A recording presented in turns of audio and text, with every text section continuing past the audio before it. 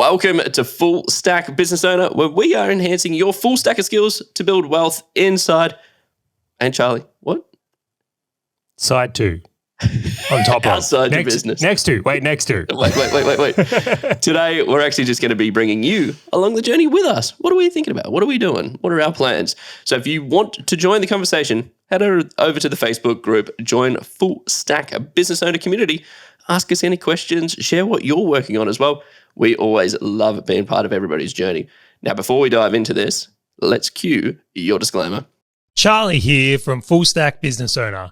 I need to let you know that Grant, myself, and the Full Stack Business Owner team are in no way, shape, or form qualified to give you financial advice or pick investment products.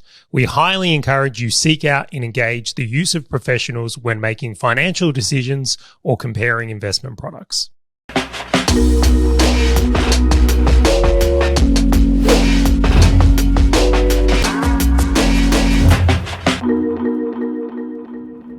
All right, Charlie, finally, the day has come where I was sitting there going, why do I always rent and invest? And the numbers make sense on paper.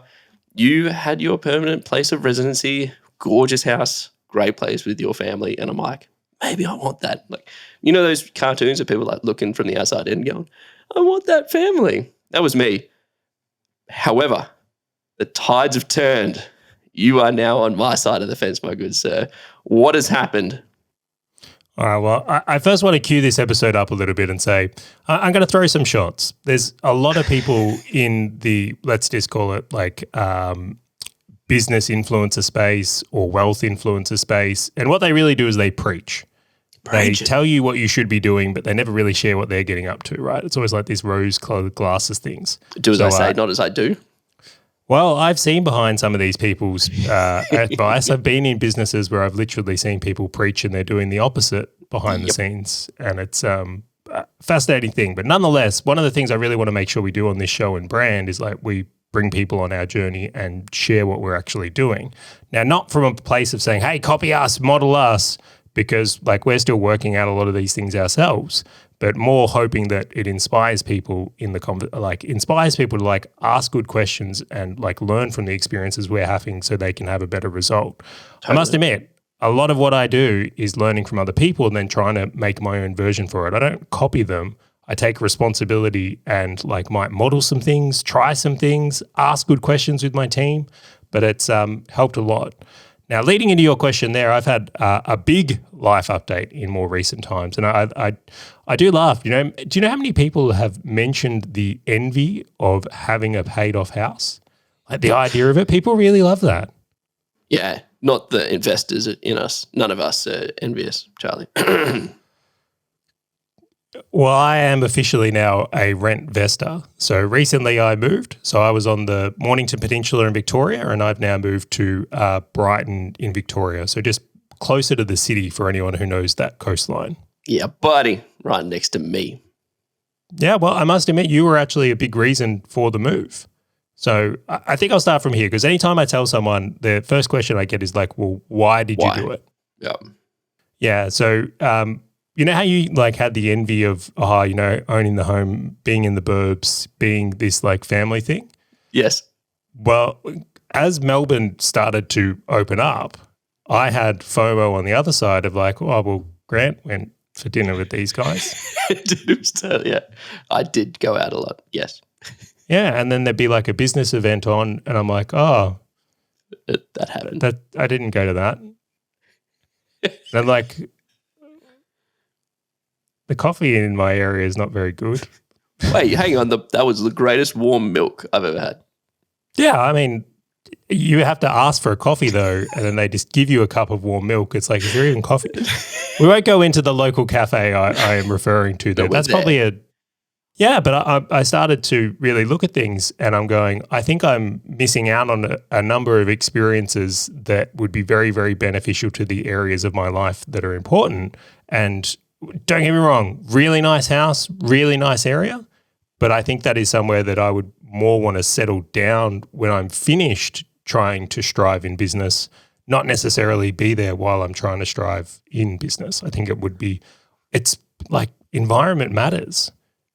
Totally. And how have so you've now moved to Brighton and you're now renting, but you do get this very interesting benefit of still having the place that you've basically paid off a little bit further down on the Mornington Peninsula, which I find fascinating because this is, again, Grant on the outside of the window going, oh, that sounds nice.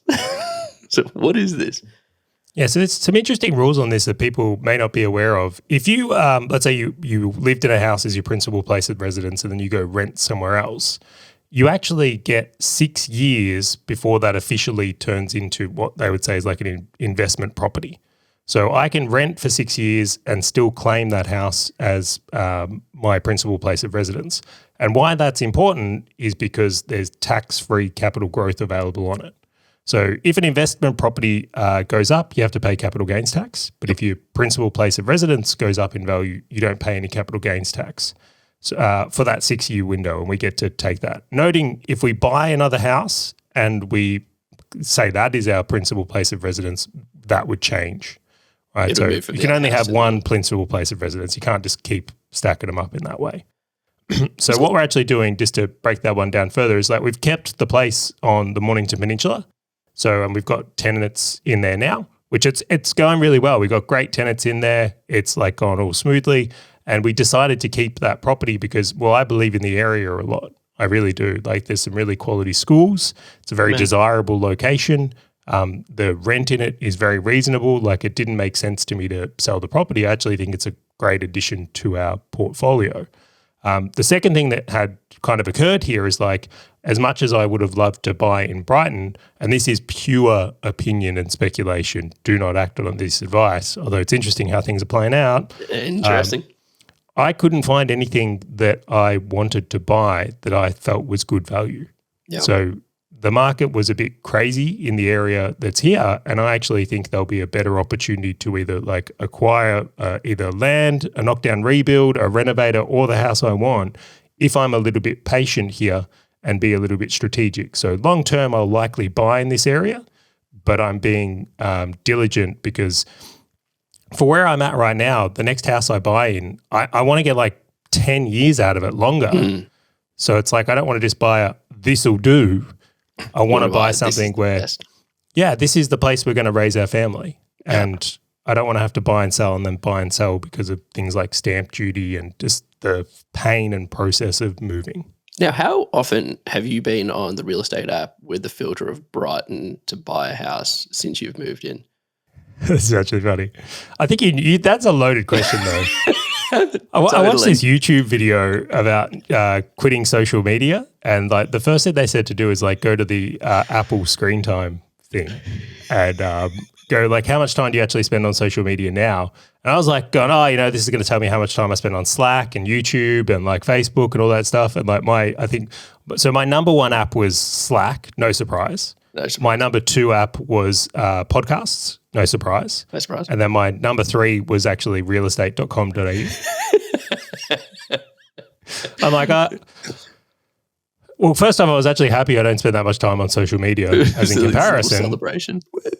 But then I was like, I think realestate.com, is that social media for grown-ups? That is. That is social media. That is social media for grown-ups. It's like, what are we were joking with Aaron around them building like a community feature on real estate where you could like share it and like comment on it and all these kind of things. I'm like, nice house. I'd never leave. I'll be on real estate just like talking to everyone. Oh my God.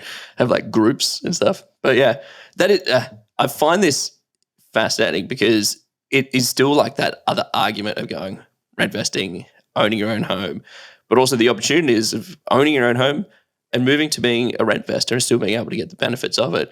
And it always comes back down to the point that you and I say, Charlie, which is as long as you understand the games that you're in, you can always maximize the outcome. Because if you didn't know that you could utilize that 6 years of tax-free growth, the scenario might have been different. You might have sold out. You might not have held on to it. No, know that you 100% would have sold it if it wasn't for that rule. And that's the thing, because now I know that is part of your strategy where I know you and I have spoken about, well, cool, that 6 years is ticking down. What is the play? And I don't know where it's going to land because 6 years, I'm going to keep poking and prodding you as we go with this journey with everyone who's listening to find out what you're actually going to do with the house down in Mornington. Could I talk about some of the so that's a really interesting thing about like just knowing the landscape can change your rules. Like that tax ruling is very advantageous. That property only has to grow at half the rate of the others to get the same result. Correct. Which is me on the outside of the window again going, damn it. But I'd love to just dig into some of the impacts, because I feel like this is probably something that is important from it. Is like, well, okay, you've moved from somewhere that let's say is more regional or further out from a CBD to somewhere that's right in the thick of it. Like what kind of like noticeable difference, and like has it been worth it?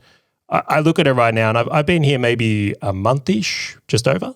Yep. And it's like, I would say there's a noticeable difference. Like I must say I was very intentional about like looking for impacts, because we want to justify, right? We want to go, was this a good decision? Yeah. And I won't lie, the first couple of nights we moved in, the neighbors had parties. And I'm like, oh my, I'm never going to sleep. This is terrible. But it's actually been really nice. It was just the first couple of nights. It's just bad timing. Yeah. Anyway, the thing I noticed the most here is like it's the people you meet. So I was at the park with Jack, and there was another dad there, and we, funnily enough, like you start to realize you dress the same as these people just straight away. Is that Lululemon? It was. It actually was. Everyone was wearing Lululemon. Anyway, the point being is like, oh, what do you do? And it was like, I realized very quickly that it was people that were more ambitious. Correct. People that were striving in a bigger level, where if you imagine the demographics of the peninsula, it's like a lot of like just families and then older people, in all honesty. Yep. Where around here, there was a lot of like young striving families who were like, well, this guy was I won't name the company just because it might like make him too findable, but he was like in one of the major brands in Melbourne, like a big company similar to Lululemon, not Lululemon. And he's the UX designer, and his role is like, my job's to maximize lifetime value. It's great. So good. So I go, what do you do? And he's like, well, when people buy, they get on our email list, they have their store experience, and then my job is effectively to take them through a journey so they buy everything. Yep. And I was like, well, and like amazing conversation, but I never would have had that on Mornington. It was just, I wasn't meeting those people, where this is more like the people we meet here. And we've spoken about this before in regards to like creating your own environment, like curating that environment. There was this great thing. So I was down in the lobby of the building that we live in, to relate to your story. And it would have been about 2 months ago. And I remember I was going for my morning walk, and this sort of older couple had come down the lift with all of their Toomey luggage. Now, if you know Toomey, that's like one of my favorite brands. And they'd like got their golf clubs as well. And so it was this great couple. And then the concierge has gone to them and was like, are you traveling? And they're like, yeah, we're disappearing to Europe for 3 months because we want to get away from the cold in Melbourne. And I'm just like, right, like just curating your surroundings and having those types of conversations of going, hey, like what did you do in a past life? Like how did you get to this point where having 2 houses or living these sort of 2 different locations during a year becomes a reality?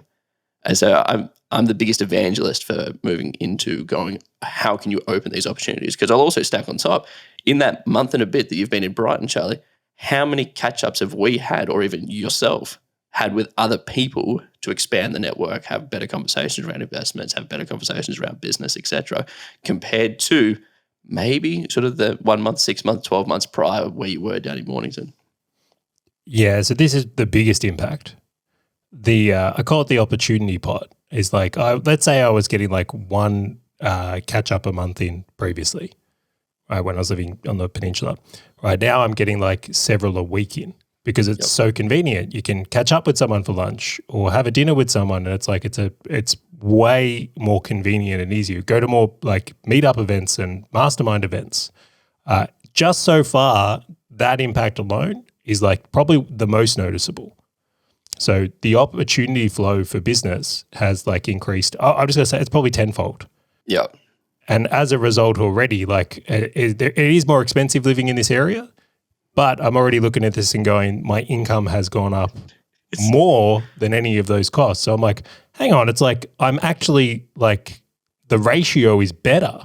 Yeah. Like income has gone up greater than expenses. Like I'm actually more profitable in my overall picture, being where the right opportunities are for me.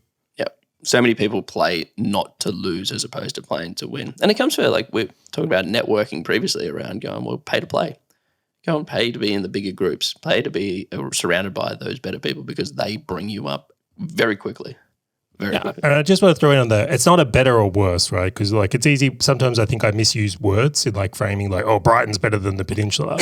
It's not like that at all. But it's like you got to think about it in a different way. It's like the environment that's right for you. If you're a marathon runner, go where the marathon runners are. Correct. If you're a bodybuilder, go where the bodybuilders are. Like I'm not at all saying that where I am is the place people need to be successful. I think you need to look at what you're marking as success and be in that environment. Yep. And whether that's Brighton, Peninsula, Sydney, Queensland, Western Australia, whatever it is, but get where it is. Be at the source. Speaking about getting where it is, there's a new person that's joined the Full Stack team, Charlie. Do you know what? I actually think this is the biggest news. And it's not you and it's not I. What's the news about it? I'm not going to say it, though. This is your news to share. Do I have to say this one? Yeah. So with Full Stack, so what people probably are aware of is Charlie and myself. We do business together and we have a thoroughly enjoyable time. You can only imagine just how funny Monday to Sunday. These podcasts are practically what our weeks are like. We're just like laughing the whole time. It's fantastic. But as Charlie has mentioned previously, Bianca actually does finance and stuff for the business as well as obviously Charlie's properties and her properties. But to make this a full family affair, my wife Hazel has actually come on. So she's got a great background in like YouTube and video and audio, etc. And so she's actually the one that's leading the team on Full Stack and the greater Full Stack vision. She is actually going to be helping us propel it forward. So I am super, super excited. And I know she's listening to this. So, hey, Hazel. Yes, that's all. That's the pet name we have for each other. Is we use first names. No babes. You know, nothing. I am as excited for this because I have to tell this is like, don't get me wrong. I think I do an okay job on social media sometimes. You can definitely do better than I do. Yeah, I'll take that. I'll do better than you. But Hazel does an excellent job, and it's like the theme of this podcast is almost becoming the FOMO I have.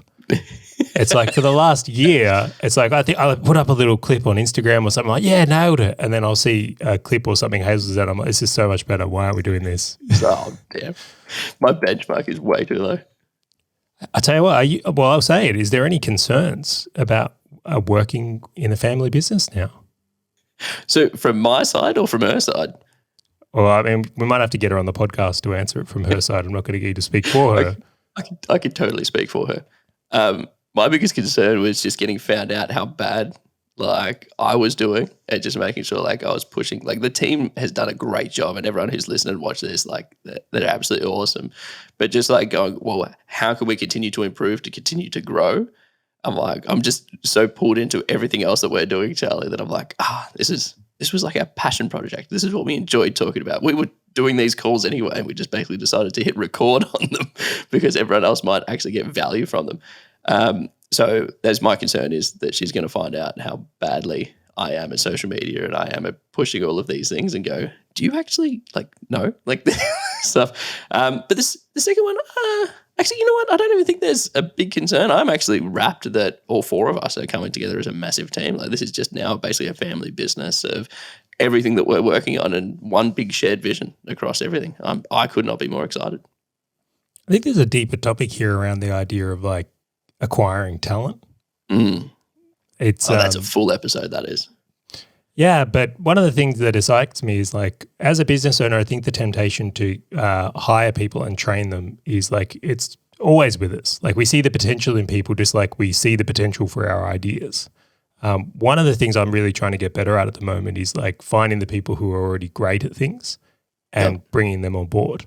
Because I think like in this example here, like I know Hazel is excellent at social media and YouTube and understands it so much more deeply to the point where she'll send me little tips on things to fix in my, like I didn't know how to add a link to the story, right? And she showed, that was ages ago. But I set up an Instagram page and I'm like, I can't change the profile picture. I'm like clicking this thing, uploading it. Like, guys, Instagram is not user-friendly on a desktop, just saying. And she's like, you just need to install it on the app and then it'd be fine. Put it on the app. update a pay, like the profile image, and it's like perfect. I'm like, yeah, right. But bringing this one around, right? Just it's something just an adoption of mindset I'm here with is like, I've got to be careful how I say this one, is like your team is an asset. Totally. That is directly related to building your wealth. Totally. If you can upgrade or acquire or bring in better quality assets to your business, the chances of that increasing your income and in turn increasing the performance of your business and helping you build wealth go hand in hand. Yep. So like sometimes I look at this and go, well, maybe instead of buying that next investment property or share or whatever investment, it's like, what if I invested in my team?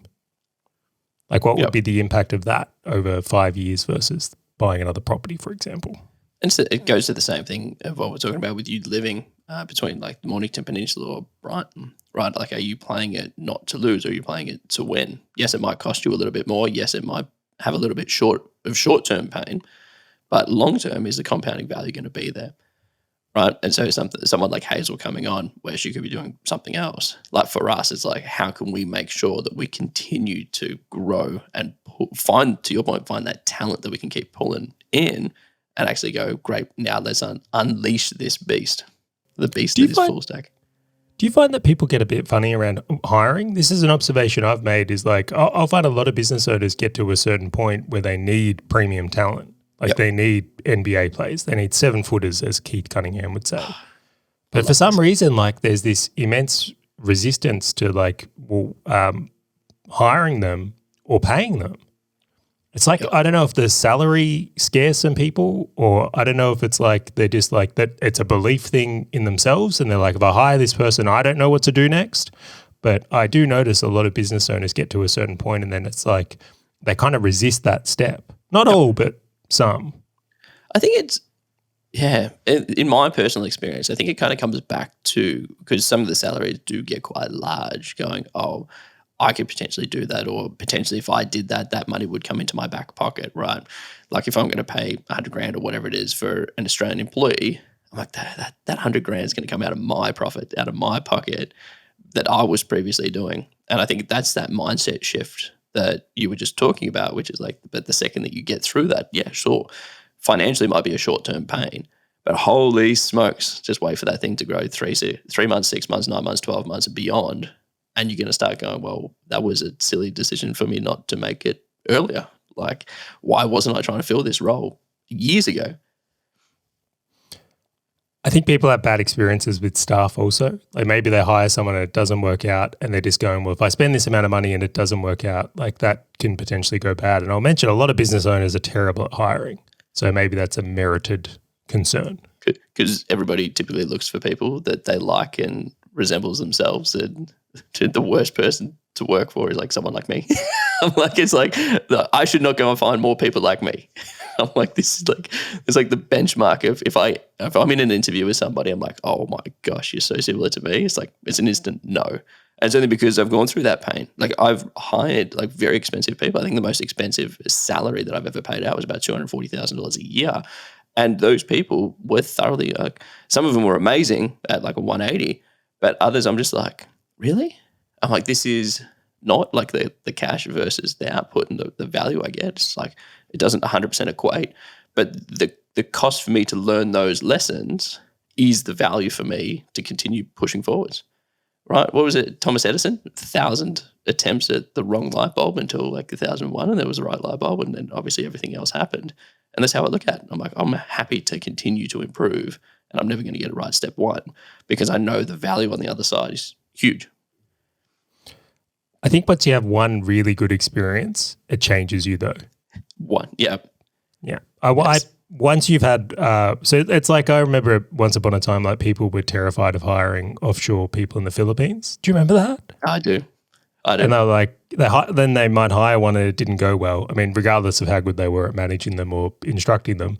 But it's like, they'd be like, oh, that doesn't work. And it's like, I was very lucky. The first VA I had worked out really well. And I was like, oh, wow, you can replicate this? Yep. So I kind of like had a great experience and then I was all in on the VA thing. Bringing that back though, when I started hiring like more expensive roles, I think I got lucky again. Where the first person I hired, like I'll go through this, is like it was a media buying role. And I looked at it and gone, well, if they can be successful with 10 accounts, this is what it has the potential to make me in income. Yeah. And it pulled off, and I was like, this is the greatest maths ever. We should just replicate this. But if it didn't work out, I could see my experience would be different. Totally. And then it kind of worked out to the extent that I just packed up and moved to the Philippines all those years ago. Because this is where everything's going. Globalization is going to be a great thing. I'm just going to pack up and completely shuffle over. Now, interesting, Charlie. 25 minutes in. Do you want to continue, or should we do part 2 on this one? I think we can continue. I think we go on. I do like my part 2s. It makes me feel like Seinfeld because I'm like, actually, do you want to do it? We can do it as a part 2 if you want. Let's do it. Totally. All right. What I'll do is I'm going to wrap up this episode, Charlie, and then we'll dive into part number 2. So for anyone who's listening, if you do want to listen to what Charlie and I are getting up to, the next one is diving deep into some investments and what are we actually looking at our landscape. So be sure to catch it on the next episode that's coming up. And I just want to say thank you to everyone for coming on and listening to us. If you want to continue the conversation, share a little bit around you. Are you thinking about moving? Are you thinking about hiring a family member or recruitment? How are you currently going with it? Head to the Facebook group. It's called Full Stack Business Owner. Talk to us over there. Let us know what you're doing. And I just want to say thank you again on listening. And we'll catch you on the next episode of Full Stack Business Owner.